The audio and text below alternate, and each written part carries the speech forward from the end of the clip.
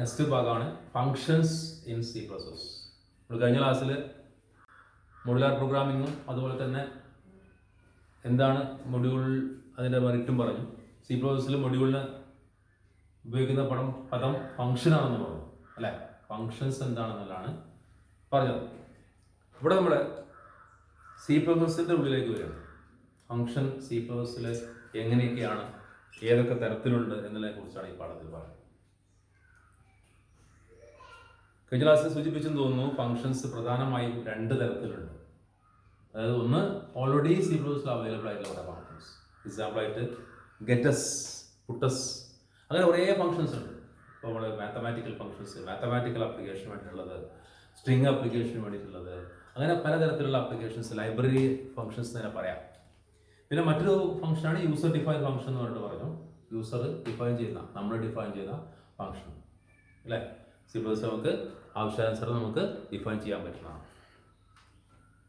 നിങ്ങളുടെ ബുക്കിൽ ഫങ്ഷൻസ് പറയുന്നതോടൊപ്പം ഒരു കാര്യം, ഒരു എക്സാമ്പിൾ പറയണം. അപ്പോൾ നമുക്കറിയാം, ഒരു coffee shop, coffee making machine ഉണ്ട് അല്ലേ. ഒരു കോഫി മേക്കിംഗ് മെഷീൻ നമുക്കറിയാമോ. ഇതിൻ്റെ ഫങ്ഷനിൽ എങ്ങനെയാണെന്ന് ആലോചിച്ച് നോക്കുക. ഒരു മെഷീന് ആണല്ലേ കോഫി മേക്കിംഗ് മെഷീൻ എന്ന് പറയുന്നത്. അതിൽ നമ്മൾ സാധാരണ ചെയ്യുക, കുറച്ച് പാല്, കുറച്ച് പഞ്ചസാര, അതുപോലെ തന്നെ കുറച്ച് കോഫി, പിന്നെന്താ വെള്ളം അല്ലേ. ഇതെല്ലാം അതിൻ്റേതായിട്ടുള്ള അറകളിൽ നിറച്ചു കൊടുക്കും. അത് നമ്മളെന്താ ചെയ്യുക, ഒരു ബട്ടൺ അമർത്തി കഴിഞ്ഞാൽ നമുക്ക് നല്ല കോഫി കിട്ടും. ഒരു കപ്പിലേക്ക് കോഫി എടുക്കും. ആക്ച്വലി അവിടെ നടക്കുന്നത് അല്ലേ, പാല് നിറച്ചിട്ടുണ്ട്, ഷുഗർ നിറച്ചിട്ടുണ്ട്, വെള്ളം നിറച്ചിട്ടുണ്ട്, കോഫിയാണ് കോഫി, ടീ ആണ് ടീ നിറച്ചിട്ടുണ്ട്. നമ്മൾ ചെയ്യുന്ന കാര്യം എന്ന് പറഞ്ഞാൽ ഒരു ബട്ടൺ പ്രസ് ചെയ്യുന്നു. ഈ ബട്ടൺ പ്രസ് ചെയ്യുമ്പോൾ പ്രൊപ്പോർഷണേറ്റ് ആയിട്ട് ഇത്ര ml പാലെടുക്കും. ഒരു കോഫിക്ക് വേണ്ടിയിട്ട് ഇത്ര ml പാലെടുക്കും, ഇത്ര ml വെള്ളം എടുക്കും, കുറച്ച് കോഫി പൊടി എടുക്കും, അത് തന്നെ കുറച്ച് പഞ്ചസാര എടുത്തിട്ട് അത് പ്രൊപ്പോർഷണേറ്റ് ആക്കിയിട്ട് നമുക്ക് ഈ സാധനം നമ്മുടെ കപ്പിലേക്ക് തരണം. അതിൻ്റെ ഒരു എക്സാമ്പിളായിട്ട്, അതൊരു ഫങ്ഷൻ എക്സാമ്പിളായിട്ട് നിങ്ങൾ ബുക്കിൽ കാണിക്കുക. എന്താ അവിടെ നടക്കുന്നത്? ശരിക്കും വേണ്ട കാര്യങ്ങൾ എന്തൊക്കെയാണ്? ഒന്ന് മിൽക്ക് വേണം അല്ലേ, മിൽക്ക് വേണം, പിന്നെ വാട്ടർ വേണം, പിന്നെ കോഫി പൗഡർ അല്ലേ, കോഫി പൗഡർ വേണം, പിന്നെ വേണ്ടത് ഷുഗർ. ഈ 4 ഘടകങ്ങൾ കൂടി ചേർന്നിട്ട് ഒരു വർക്ക് നടക്കുകയാണ്. ദാറ്റ് വർക്ക്, ഈ അല്ലെങ്കിൽ ഫങ്ഷൻ നടക്കുകയാണ്. മേക്ക് കോഫി, മേക്ക് കോഫി എന്നാണ് വിളിച്ചത്. മേക്ക് കോഫി, ഈ ഫങ്ഷൻ നടക്കുകയാണ്, മേക്ക് കോഫി. ഇത് മേക്ക് ചെയ്തതിനു ശേഷം നമുക്ക് കപ്പിലേക്ക് വിളമ്പും, കപ്പിലേക്ക് ഒഴിക്കണം. അപ്പൊ ഈ ഒരു സംഭവം നോക്കുക, എന്താ പറയണത് നോക്കൂ. മേക്ക്, നമ്മൾ ബട്ടൺ പ്രസ് ചെയ്യുമ്പോൾ നടക്കുന്നത്, ഇതിൽ ഇൻസെഷൻ എഴുതിയിട്ടുണ്ടാവും. നമ്മൾ ബട്ടൺ പ്രസ് ചെയ്യുമ്പോൾ അതൊരു പ്രോഗ്രാമാണ് ശരിക്കും പറഞ്ഞാൽ. ആ കോഫി, ചായ ഉണ്ടാക്കുന്ന, കോഫി ഉണ്ടാക്കുന്ന ഒരു പ്രോഗ്രാമാണ്. നമ്മൾ നിറച്ചു വെച്ചിട്ടുള്ള ഓരോ സാധനങ്ങൾ ആവശ്യാനുസരണം പ്രൊപ്പോർഷനേറ്റിൽ എടുത്തുകൊള്ളാൻ വേണ്ടിയിട്ട് പ്രോഗ്രാം എഴുതി വെച്ചിട്ടുണ്ട്. ടേക്ക് ഇത്ര ml വെള്ളം, ടേക്ക് ഇത്ര ml പഞ്ചസാര, മിൽക്ക് ഇത്ര ഗ്രാം പഞ്ചസാര, ഇത്ര ഗ്രാം കോഫി പൗഡർ എടുത്തുകൊള്ളുക എന്നാ. എന്നിട്ട് അത് മിക്സ് ചെയ്യാനാണ് പറയുന്നത്. മിക്സ് ചെയ്തതിന് ശേഷം എന്ത് ചെയ്യുക, നമ്മുടെ കോഫി കപ്പിലേക്ക് ഒഴിക്കാൻ വേണ്ടി പറയും. ഈ 3 കാര്യങ്ങൾ പ്രോഗ്രാമായിട്ട് എഴുതി വെച്ചിട്ടുണ്ടാവും. അപ്പോൾ ആ പ്രോഗ്രാമിനെ നമുക്ക് മേക്ക് കോഫി എന്ന് നമുക്ക് വിളിക്കാം. അപ്പോൾ മേക്ക് കോഫിയിൽ കുറേ കാര്യങ്ങളുണ്ട്, കുറേ സാധനങ്ങൾ. ഇതെല്ലാം ഇപ്പോൾ ഒരു ബ്രാക്കറ്റിൻ്റെ ഉള്ളിൽ കൊടുത്തിട്ടുണ്ട്. ഇവ നടത്തിയതിന് ശേഷം കിട്ടുന്ന, റിട്ടേൺ ചെയ്യുന്നത് കോഫിയാണ്. ആ കോഫി നമ്മൾ ഏതിലേക്ക് ഒഴിക്കുന്നു? ഒരു കപ്പിലേക്ക് ഒഴിക്കുന്നു. ഇവിടെ ഈ സംഭവത്തെ പറയാ റിട്ടേൺ ചെയ്യുന്നു. നമ്മുടെ ഈ ഇതിന് ഉത്തരം അല്ലേ, മേക്ക് കോഫിയുടെ ഉത്തരം എന്താണ്? മേക്ക് കോഫി എന്നുള്ള ആ ഫംഗ്ഷനാണ് സങ്കല്പിക്കുകയാണെങ്കിൽ ഫംഗ്ഷന്റെ ഉത്തരം അല്ലെ റിസൾട്ട് കിട്ടുന്നത്, റിസൾട്ട് ഒരു കോഫിയാണ്. ആ കോഫി എന്നുള്ള സാധനം സ്റ്റോർ ചെയ്യുന്നത് അല്ല ഒഴിച്ചു വെക്കുന്ന ഒരു പാത്രത്തിലേക്കാണ്. ആ പാത്രം അതായത് കപ്പിലേക്കാണ്. അപ്പോൾ ഇവിടെ 1-2 കാര്യങ്ങൾ. ഇപ്പൊ ഇത് എന്താണ് ശരിക്കും? ഇതെന്താ? ഇതൊരു ഫംഗ്ഷന്റെ പേരാണ്. അപ്പോൾ എപ്പോഴും നമ്മൾ മനസ്സിലാക്കേണ്ട ഒരു കാര്യം, ഒരു ഫംഗ്ഷൻ എപ്പോഴും ഒരു പേരുണ്ടാവും. നമുക്കറിയാലോ മെയിൻ എന്നൊരു ഫംഗ്ഷൻ, മെയിൻ എന്നുള്ള ഒരു പേരുണ്ട് അല്ലേ, മെയിൻ. അത് ശരിക്കും പറഞ്ഞാൽ ഒരിക്കലും ഒരു ഇതല്ല, പ്രീഡിഫൈൻഡ് ഫംഗ്ഷൻ അല്ല. Main is not a predefined function. Main എന്ന് പറയുന്നത് യൂസർ ഡിഫൈൻഡ് ഫംഗ്ഷൻ ആണ്. പക്ഷേ അതിന്റെ പേര് മെയിൻ എന്നുള്ളത് നിർബന്ധമായിട്ടും സ്മോൾ ലെറ്ററിൽ നമ്മൾ കൊടുക്കണം. അത് എന്താണ്, മെയിൻ എന്നുള്ള സ്മോൾ ലെറ്റർ കൊടുക്കണം അല്ലെ. ഇതിന്റെ ബ്രാക്കറ്റ് ഇട്ടിട്ട് ബ്രാക്കറ്റ് ക്ലോസ് ചെയ്യുന്നുണ്ട്. അതിനുള്ളിൽ നമ്മൾ തൽക്കാലം ഒന്നും എഴുതുന്നില്ല. അതിനുള്ളിൽ ഇതേപോലെ സ്പെസിഫൈ ചെയ്യാനുള്ള കുറേ സാധനങ്ങളുണ്ട്. ഇവിടെ നമ്മൾ തൽക്കാലം എഴുതുന്നില്ല. നിങ്ങൾക്ക് ആ ഒരു ഇതിൽ എഴുതുന്ന ആ ലിസ്റ്റ് തൽക്കാലം നിങ്ങൾക്ക് പഠിക്കാനില്ല. അതെന്തല്ലേ ഇവിടെ. അപ്പൊ മെയിൻ എന്നുള്ള പറഞ്ഞ മെയിൻ എന്നുള്ളത് ഒരു യൂസർ ഡിഫൈൻഡ് ഫംഗ്ഷൻ ആണ്. പക്ഷേ അതിന്റെ പേര് ഡീഫോൾട്ട് ആയിട്ട് മെയിൻ കൊടുക്കണം. അതിനുള്ളിൽ എഴുതുന്ന ടാസ്കുകൾ നമ്മുടെ എന്താണ്, ചോയ്സ് ആണ് അല്ലേ. നമ്മളൊരു 2 നമ്പർ കൂട്ടാൻ പ്രോഗ്രാം എഴുതുമ്പോൾ അതിൻ്റെതായ നിർദ്ദേശം കൊടുക്കും. സം ഓഫ് 10 നമ്പേഴ്സ് കാണുമ്പോൾ അതിന് നിർദ്ദേശം കൊടുക്കും. അപ്പോൾ ഇവിടെ ഞാൻ പറഞ്ഞത് ഈ എക്സാമ്പിളൊക്കെ തിരിച്ചു വരിക, മേക്ക് കോഫി എന്നുള്ളൊരു ഫംഗ്ഷന്റെ പേരാണ്. ഒരു ഫംഗ്ഷൻ ഉണ്ടാകുന്നത് ഫംഗ്ഷന് പേരുണ്ടായിരിക്കണം അല്ലെ. ഫംഗ്ഷന് പേരുണ്ടാവും. Function name. പിന്നെ ഇതിന്റെ ഉള്ളിൽ കുറെ സാധനങ്ങളുണ്ട്. ഇതിനെ പറയാം, ഇതിന്റെ നമുക്ക് ഈ ഒരു എക്സാമ്പിൾ പറയാൻ മിൽക്ക് അല്ല, പൗഡർ അല്ലെങ്കിൽ ഷുഗർ, ഇതിനൊക്കെ പറയാം പാരാമീറ്റേഴ്സ് എന്നുള്ള വാക്കുകൾ. പാരാമീറ്റേഴ്സ് ഫംഗ്ഷനിലെ ഏറ്റവും പ്രധാനപ്പെട്ട ഒരു കാര്യമാണ്. പാരാമീറ്റേഴ്സ്, ഫംഗ്ഷനിലെ പാരാമീറ്റേഴ്സ്. അപ്പോൾ ഇവിടെ ഫംഗ്ഷൻ, ഈ മേക്ക് കോഫി എന്നുള്ള ഫംഗ്ഷനിലെ പാരാമീറ്റേഴ്സ് ഏതൊക്കെയാണ്? മിൽക്ക്, അതിന് വാട്ടർ, കോഫി പൗഡർ, അതുപോലെ തന്നെ ഷുഗർ തുടങ്ങിയവ. ഇത് വർക്ക് ചെയ്തതിനു ശേഷം ഇറ്റ് റിട്ടേൺ. അപ്പൊ റിട്ടേൺ ചെയ്യുക എന്നൊരു പ്രതിഭാസം ഉണ്ട്. റിട്ടേൺ ചെയ്യുക അതിന്റെ. അപ്പൊ റിട്ടേൺ ചെയ്യുന്നത് എന്താ? അപ്പൊ നമ്മൾ ചോദിക്കുക കോഫി പൗഡർ അല്ല, sorry, coffee make coffee. Make coffee return ചെയ്യുന്നത് എന്താണെന്ന് വെച്ച് കഴിഞ്ഞാൽ കോഫിയാണ് അല്ലേ. അപ്പോൾ ഫംഗ്ഷൻ നമ്മൾ എഴുതുമ്പോൾ, ഇനി കാണുന്ന ഫംഗ്ഷൻസ് ഒക്കെ എഴുതുമ്പോൾ റിട്ടേൺ ചെയ്യാന്നുള്ള പദം നമ്മളിവിടെ ഉപയോഗിക്കും. റിട്ടേൺ ചെയ്താൽ അതിന് ആൻസർ എന്താണ്? ഫംഗ്ഷന്റെ ഒരു പ്രയോഗമാണ് റിട്ടേൺ. നമ്മൾ പ്രോഗ്രാം എഴുതുമ്പോൾ ശ്രദ്ധിച്ചിട്ടുണ്ടാവും, ഇൻഡ് മെയിൻ എന്നൊക്കെ എഴുതുമ്പോൾ അവസാനം റിട്ടേൺ 0 എന്നാണ് അല്ലേ. അപ്പോൾ ശരിക്കും എന്ന് വെച്ചാൽ അവിടെ ഒന്നും 0 എന്ന് റിട്ടേൺ ചെയ്യുന്നില്ല എന്നാണ്. കാരണം നമ്മൾ ജസ്റ്റ് ഒരിട്ട് സിംഗിൾ പ്രോഗ്രാം എഴുതും. ഇനി നമുക്ക് വരും റിട്ടേൺ റിട്ടേൺ റിട്ടേൺ എന്നോട്ട് വരും. എന്ത് റിട്ടേൺ ചെയ്യുന്നത് പറയുന്നുള്ളൂ. അത് നമ്മൾ പ്രോഗ്രാമിലേക്ക് വരുമ്പോൾ അറിയാം. അപ്പോൾ ഇവിടെ ഉദ്ദേശിക്കുന്നത് എന്താണ്? റിട്ടേണിങ് ചെയ്യുന്നത് കോഫിയാണ്. അപ്പോൾ അവിടെ ചിലപ്പോൾ നമ്മളൊരു ഉത്തരമായിരിക്കും. ഒരു 2 നമ്പർ കൂട്ടാനുള്ള കേസിലാണെങ്കിൽ കൂട്ടിയ തുകയായിരിക്കും. മനസ്സിലെ? അത് ഇനി ഏതിലേക്ക് സ്റ്റോർ ചെയ്യുന്നു ആ കാര്യം കൂടി നമ്മൾ വേണം. അത് കപ്പ്. അപ്പോൾ അവിടെ വേറെ സാധനങ്ങൾ. അപ്പോൾ നമുക്ക് ഇവിടെ ഉദ്ദേശിക്കുന്നത് വെച്ചാൽ ഫങ്ഷൻസ് എഴുതുമ്പോഴെപ്പോഴും ഒരു ഫംഗ്ഷന്റെ പേരുണ്ടാവും, പാരാമീറ്റേഴ്സ് ഉണ്ടാവും, ആൻഡ് എന്തുണ്ടാവും? റിട്ടേൺ ടൈപ്പ് അല്ല റിട്ടേൺ ചെയ്യുന്ന കാര്യം ഉണ്ടാവും. So we are using a function here, make coffee. It contains 4 parameters. Okay, clear? Then നേരത്തെ സൂചിപ്പിച്ചു, യൂസർക്ക് ഒരു ഫംഗ്ഷൻ ഉണ്ടാക്കാം, അതായത് യൂസർ ഡിഫൈൻ ഫംഗ്ഷന്. And next one is already define ചെയ്തിട്ടുള്ള function, that is known as pre defined function. അപ്പോൾ നമുക്ക് ആദ്യം പറയാം, C++ൽ പ്രധാനമായും 2 തരത്തിലുള്ള ഫംഗ്ഷൻസ് ആണുള്ളത്. 2 തരത്തിലുള്ള, ഒന്ന് പ്രീ ഡിഫൈൻഡ് ഫംഗ്ഷൻസ്, മറ്റൊന്ന് യൂസർ ഡിഫൈൻഡ് ഫംഗ്ഷൻസ്.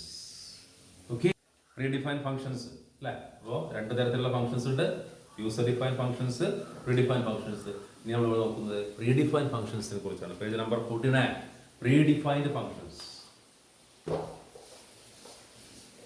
എന്താണ് പ്രീ ഡിഫൈൻഡ് എന്ന് പറഞ്ഞാൽ? മുൻകൂട്ടി ഡിഫൈൻ ചെയ്തില്ല. അപ്പോൾ നമ്മുടെ എക്സാമ്പിൾ പറയുകയാണെങ്കിൽ ഗെറ്റസ് പ്രീ ഡിഫൈൻഡ് ഫംഗ്ഷൻ ആണ്. predefined functions. Predefined functions.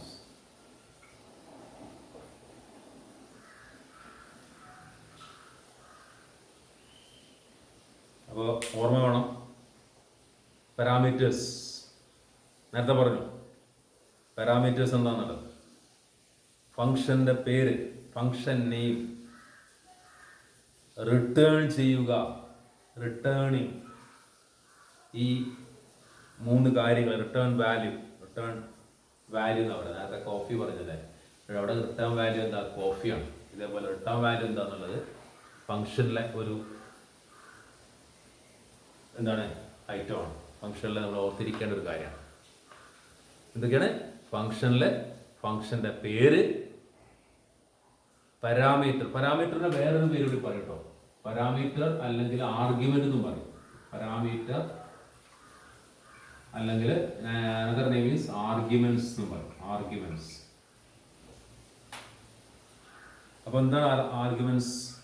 ഫംഗ്ഷന്റെ ഉള്ളിലുള്ള ലിസ്റ്റ് ഓഫ് ഐറ്റംസ്. ആ ഒരു കാര്യം നടത്താൻ ആവശ്യമായിട്ടുള്ള എന്ത്? ഐറ്റംസ്. അല്ല, റോ മെറ്റീരിയൽ അല്ലെ. നമുക്ക് പറയാം ചായ ഉണ്ടാക്കാൻ, കാപ്പി ഉണ്ടാക്കാൻ ആവശ്യമായ റോ മെറ്റീരിയൽസ് ആണ് ഈ പാലും വെള്ളമൊക്കെ അല്ലേ. അപ്പോൾ എന്താണ് pre define function? Pre define, already define ചെയ്ത് വെച്ചിരിക്കുന്ന, ചില ആവശ്യങ്ങൾക്ക് C++ ഡെവലപ്പേഴ്സ് തന്നെ ഉണ്ടാക്കി വെച്ചിട്ടുള്ള എന്ത്? ഫങ്ഷൻസ് ആണ് പ്രീ ഡിഫൈൻ ഫങ്ഷൻസ്. ആ പ്രീ ഡിഫൈൻ ഫങ്ഷനെ ഒരുപാട് ക്ലാസിഫിക്കേഷൻ പറയുന്നുണ്ട്. അപ്പോൾ we can specify categorize predefined function. അല്ല, നിങ്ങൾ ബുക്കിൽ നോക്കിക്കഴിഞ്ഞാൽ കാണാൻ പറ്റും 49ാമത്തെ പേജിൽ പ്രീഡിഫൈൻ ഫംഗ്ഷൻസ്. അത് 3.3 ആണ് എന്നുള്ള ഹെഡിങ്ങിലാണ് വരുന്നത്. പ്രീഡിഫൈൻ ഫംഗ്ഷന് അതിൻ്റെ ക്ലാസിഫിക്കേഷൻ കണ്ടായതാ 3.3.1 വരുന്നത് console functions for character IO, അതായത് ക്യാരക്ടർ ഇൻപുട്ട് ഔട്ട്പുട്ടിന് വേണ്ടിയുള്ള ഫംഗ്ഷൻസ്. പിന്നെ രണ്ടാമത്തെ ഒരു functions stream functions for IO operations കാണാം 50ാമത്തെ പേജിൽ അവസാനം. പിന്നെ മറ്റൊരു കാറ്റഗറിയാണ് സ്ട്രിംഗ് ഫംഗ്ഷൻസ്. 53ാമത്തെ പേജിൽ കാണാം string functions.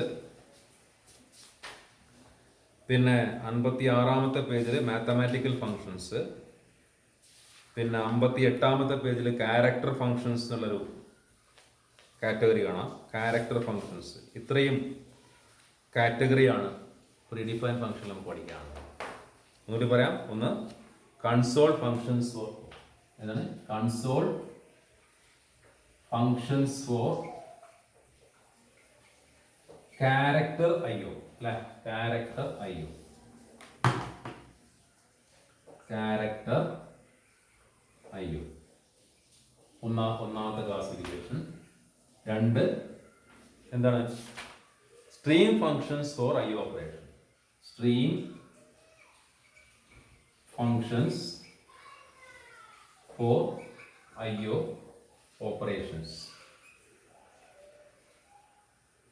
That is the second one.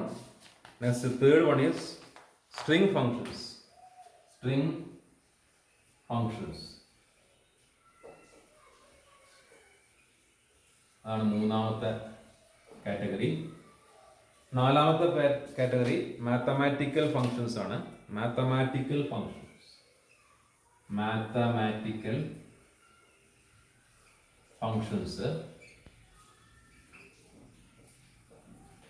and one more classification is character functions.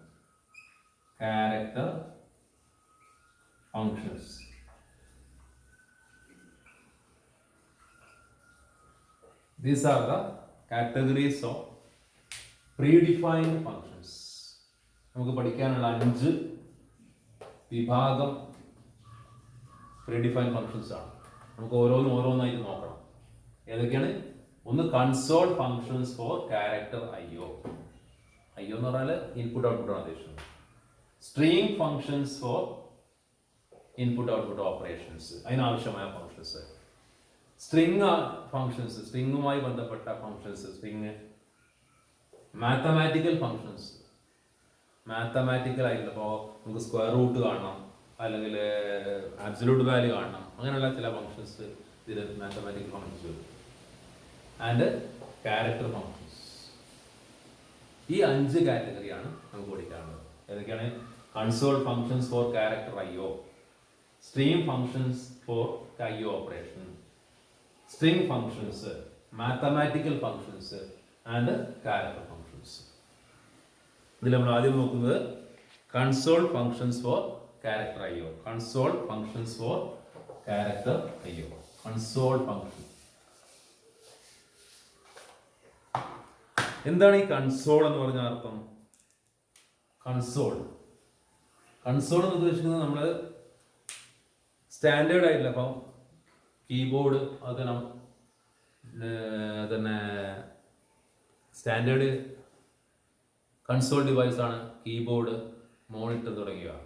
അപ്പോൾ അതുമായി ബന്ധപ്പെട്ട കീബോർഡിൽ നിന്ന് ഇൻപുട്ട് ചെയ്യുക, സ്ക്രീനിലേക്ക് ഡിസ്പ്ലേ ചെയ്യുക, മോണിറ്ററിലേക്ക് ഡിസ്പ്ലേ ചെയ്യുക, അങ്ങനെ അത് കൺസോളുമായി ബന്ധപ്പെട്ട ഫങ്ഷൻസ്. അത് ക്യാരക്ടർ ഫങ്ഷൻസ്. അത് ഏതൊക്കെയാണെന്നുള്ളതാണ് ഇവിടെ നമ്മൾ നോക്കുന്നത്. അതിൽ കുറച്ച് ഫങ്ഷൻസ് പറയുന്നു. നിങ്ങളുടെ ടെക്സ്റ്റ് ബുക്കിലുണ്ട് 49ാമത്തെ പേജിൽ console functions four character IO. അപ്പോൾ ശ്രദ്ധിക്കേണ്ടത്, ഇത് യൂസ് ചെയ്യുന്ന സമയത്ത് എപ്പോഴും നമ്മൾ ഇൻക്ലൂഡ് ചെയ്യേണ്ട ഒരു ഹെഡർ ഫയൽ ഉണ്ട്.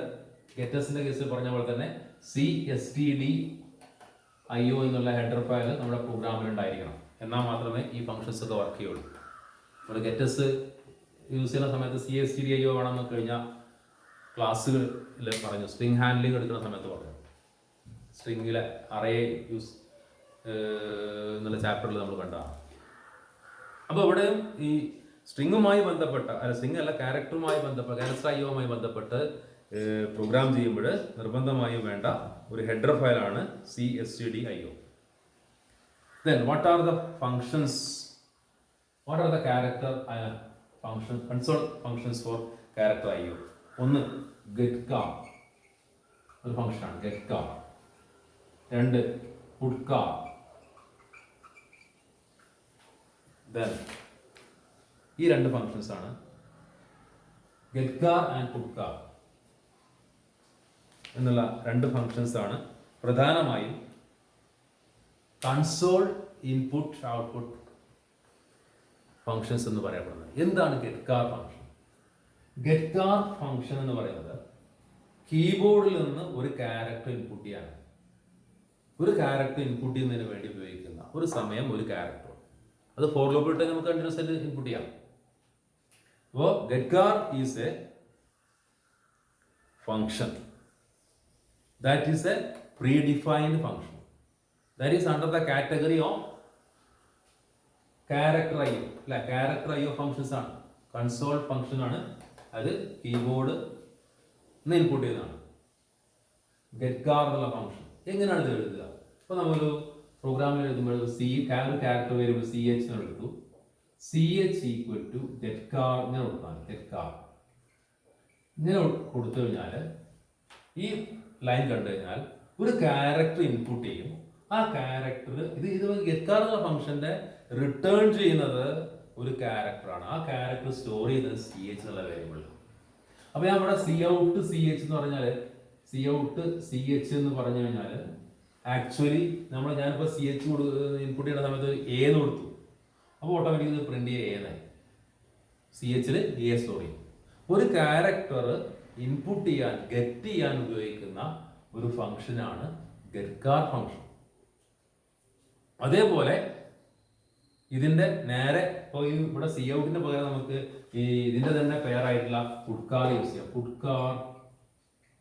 putChar ഇവിടെ പറയാം. putChar CH ഇതിനുള്ള പറയാം. അപ്പൊ എന്താ CH പ്രിന്റ് ചെയ്യും. അപ്പൊ ഇവിടെ നോക്കൂ, ദിസ് ഈസ് അപ്പൊ ഈ getChar ആണ് ഫംഗ്ഷന്റെ പേര്. ഇതിന് ആർഗ്യുമെന്റ് അല്ല പാരാമീറ്റർ ഒന്നുമില്ല. ഇത് റിട്ടേൺ ചെയ്യുന്നത് ഒരു ക്യാരക്ടറാണ്. ഇപ്പൊ getCharനെ സംബന്ധിച്ച് നമുക്ക് പറയാലോ, getChar എന്ന് പറയുന്നത് നോക്കൂ, നിങ്ങളെ ബുക്കിൽ പറയുന്ന വാചകം നോക്കൂ. getCharന് എന്നുള്ള ഭാഗത്ത് എന്താ പറയണത്? This function returns character that is input through keyboard. കീബോർഡിൽ നിന്നുള്ള ഇൻപുട്ട് വഴി കിട്ടുന്ന ഒരു അക്ഷരമാണ് റിട്ടേൺ ചെയ്യുക. അതിനുള്ള ഫംഗ്ഷനാണ് ഇത് എന്ത് ഗെക്കാർ. അപ്പോൾ getchar is a function that returns a character from keyboard. കീബോർഡിൽ നിന്ന് ഒരു ക്യാരക്ടർ എന്ത് ചെയ്യാനാണ് റിട്ടേൺ ചെയ്യാൻ ഉപയോഗിക്കുന്ന ഒരു ഫംഗ്ഷനാണ് ഗെക്കാർ ഫംഗ്ഷൻ. നല്ല ബുക്കിൽ തന്നെ പറയുന്നത് ക്യാരക്ടർ CH ഈക്വൽ ടു ഗെക്കാർ അല്ലെ. ക്യാരക്ടർ CH ഈക്വൽ ടു ഗെക്കാർ എന്ന് കൊടുത്തു കഴിഞ്ഞാൽ ഒരു ക്യാരക്ടർ പറയും. ഇനി പറയാൻ നമുക്ക് ഗെക്കാർ എന്ന ഫംഗ്ഷൻ ഒരു പാരാമീറ്ററും ഇല്ല അല്ലേ. പറയട്ടെ, ഗെക്കാർ എന്നുള്ള ഫംഗ്ഷന് ഒരു പാരാമീറ്ററും ഇല്ല. എന്നാൽ പുട്ട്കാർ നോക്കൂ. ഇനി പുട്ട്കാർ എന്നുള്ള ക്യാരക്ടർ അതിനുള്ളിൽ ഒരു പാരാമീറ്റർ ഉണ്ട് അല്ലേ, ഒരു പാരാമീറ്റർ ഉണ്ട്. അത് ഏതാണോ പ്രിന്റ് ചെയ്താൽ അത്. അപ്പോൾ എഴുതുന്ന രീതിയാണ് നോക്കുക. ഗെക്കാറിന് ആർഗ്യുമെന്റ്സ് ഇല്ല, അല്ല പാരാമീറ്റേഴ്സ് ഇല്ല. പുട്ട്കാറിന് ഒരു ആർഗ്യുമെന്റ് ഉണ്ട്. അപ്പോൾ ചിലതിന് 1 ഉണ്ടാവും, 2 ഉണ്ടാവും, ചിലതിന് ആർഗ്യുമെന്റ്സ്, ചില 3 ആർഗ്യുമെന്റ്സ് ഉണ്ടാവും. ഇപ്പം നമുക്കറിയാം മെയിൻ ഫംഗ്ഷൻ ഒരു ആർഗ്യുമെന്റും ഇല്ല. നമ്മൾ നേരത്തെ എക്സാമ്പിൾ പ്രകാരം പറഞ്ഞ ഒരു മേക്ക് കോഫി എന്നുള്ളതിന് 4 ആർഗ്യുമെന്റ്സ് ഉണ്ട്. അപ്പോൾ അങ്ങനെ വ്യത്യസ്ത 4ഉം 3ഉം 2ഉം ഒക്കെ ആർഗ്യുമെന്റ്സ് ഉള്ള ഫംഗ്ഷൻസ് നമ്മൾ ഇനി കാണാൻ പോകുന്നുണ്ട്. അപ്പോൾ ഇവിടെ തുടക്കത്തിൽ പറഞ്ഞ console functions for character IO ആണ്. അത് വെച്ചുകൊണ്ടൊരു പ്രോഗ്രാം നിങ്ങളെ ടെക്സ്റ്റ് ബുക്കിൽ 50ാമത്തെ പേജ് കാണിക്കുന്നുണ്ട്. എന്താണ് ക്യാരക്ടർ IO ഫംഗ്ഷൻസ്, അതിൻ്റെ ആപ്ലിക്കേഷൻ ഇവിടെ കാണിച്ചിരിക്കുകയാണ്. അതൊന്ന് നോക്കി നോക്കുക. അപ്പോൾ ഇതാണ് കൺസോൾ ക്യാരക്ടർ ഫംഗ്ഷൻസ്. ഏതൊക്കെയാണ്? ഗെക്കാറും പുട്ട്കാറും. ഇനി രണ്ടാമത്തെ ഉണ്ട്, അത് നമുക്ക് അടുത്ത ക്ലാസ്സിൽ നോക്കാം.